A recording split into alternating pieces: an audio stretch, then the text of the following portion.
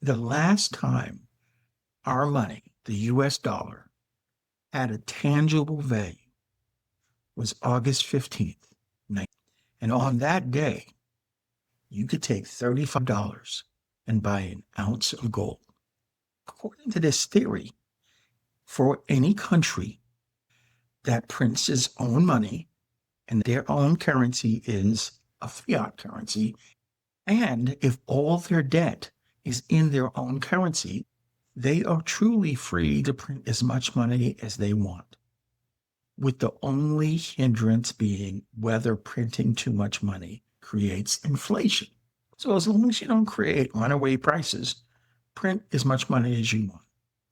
America was founded in 1776. By 1992, 216 years later, we had $4 trillion in debt. We fought 2 world wars. We had a civil war. We had a Great Depression. Yeah, all that added up, $4 trillion in debt in 1992. Well, what the devil happened over the last 34 years? Because we've added $36 trillion. America is number one in the number of billionaires of every country on the planet. And we're not only number one, we are way out ahead now. In that, we have 989 billionaires in America. What we learned is that all that money they're printing, if you give it to rich people, it tends not to be inflationary. And why? Because when you hand Warren Buffett another $1 billion, he's not going to buy a new car. Let's call this spade a spade. And yes, I said that. $6 trillion didn't go to anything else but creating the wealthiest billionaire class ever. That is extreme wealth using modern monetary theory to print money, leaving us with the bill, and it only benefited them.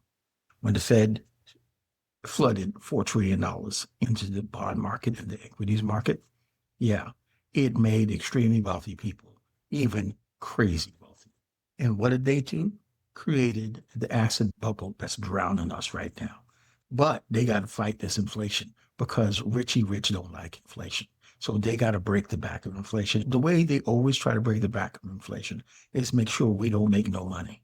So that's really their argument, is that as long as we don't have wage inflation, in other words, we never get a raise, right? They could not be happier. So the Federal Reserve gave Richie Rich $4 trillion in 2020 while we were recovering from COVID.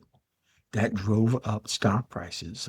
They cashed out, bought American housing that created an asset bubble in American housing.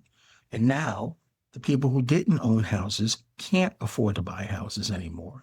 And the people who have to rent got one nostril under the waterline trying to pay the higher rents that middle-class households are now paying.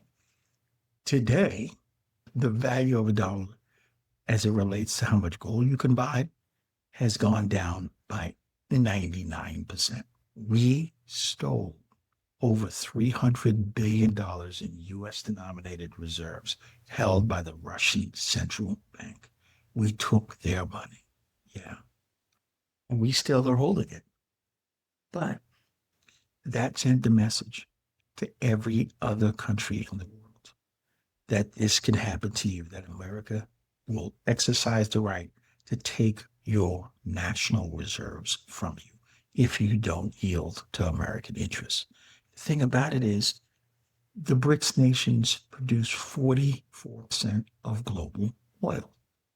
And because of our nonsense with Iran, because of our sanctions against Russia, right now, let's see, what's the percent? Yeah, 22% of all global oil trades are not in US dollars.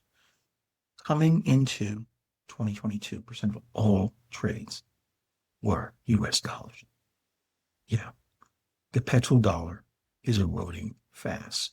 22% of all oil trades are not in US dollar denominations because of our sanctions against Russia and Iran. The trillionaire class, who most of their assets are in currency, by the way, because they've been printing money like it's going out of style. They're the ones we're going to get crushed by this.